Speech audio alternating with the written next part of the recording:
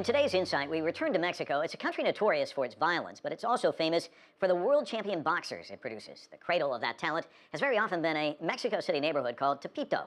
In the final part of a three-part series, John Holman explores the boxing history and future of this unique place.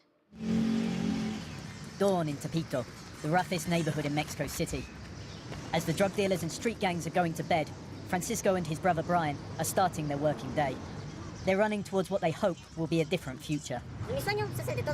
My dream is the same as every boxer, to become a world champion.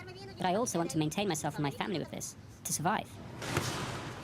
That dream used to be shared by the majority of the young in Tepito. This neighborhood was famous for producing some of Mexico's best boxers. Now it's notorious for churning out young criminals. It's become a lonely place for Francisco. The majority of the friends I had are in prison or on the streets. That's what the young are like. There were 2 or 3 that wanted to be boxers, but they were won over by easy money. I had a friend that was a very good boxer. He came to Tepito, but he started robbing, and right now he's in prison for 17 years charged with homicide and drugs. The faces of the great Tepito boxers look down from the past as he trains in the local gym. Raul Valdez is one of them. Now he's preparing Francisco for his first professional fight. He likes nothing more than showing off the photos of his travels as one of Tepito's many world champions. The conveyor belt of boxing talent in Tepito's glory years was well oiled by poverty. Many in the neighborhood, like Raul, wanted to escape.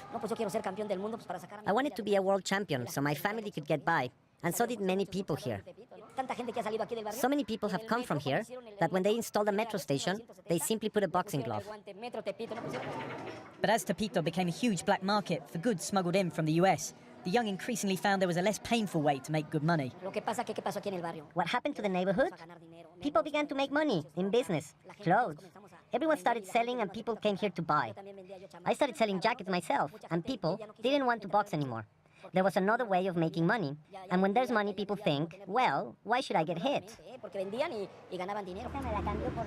Now the growth industry among the young has changed from selling contraband clothes to drug dealing and organised crime. There is little hope of another great Tepito champion, but Raul is pinning his on Francisco. They're in intense training for his first fight.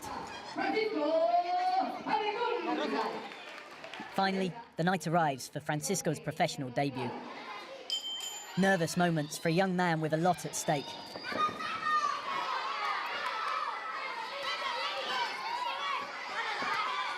It's a tense fight against a far more experienced opponent. And in the end, Francisco misses out. He's disappointed, but determined to make up for it next time. Unfortunately, I lost this time, so I've just got to get over this and keep trying. What I want is that Tepito becomes what it was again, and that's what's going to happen. John Holman, CCTV, Mexico City.